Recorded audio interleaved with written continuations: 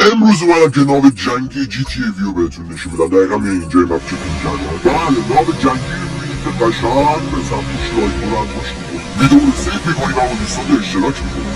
و بله همونجوری که من آدم فضولی هستم از دور کفایت نکرد، رفتم اون در ورود به ناو جنگی رو پیدا کردم. بله همونجوری که ببینی اول خوردم به دیوار و مادم فاهم. بله همونجوری که ببینید این ناو مثل همه ناوهای دیگه پشتش یه در هستش، میتونید واقعا واردش بشید. از اونجایی که من آدم فضولی هستم وارد ناو شدم.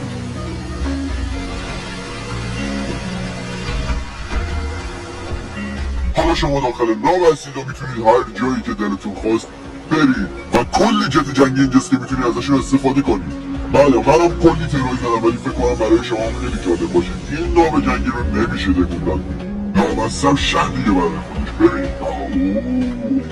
من برم راه ورود رو پیدا کنم. من اینجا رو پیدا کردم و اومدم کلی ترای زدم ولی نشد کشتی رو حرکت. فقط یه لپتاپ هستش اینجا که میتونید وارد شاپ بشید. حتما من رو حمایت کنید و اگر از این ویدیوها بیشتر میخواید تو کامنت ها برید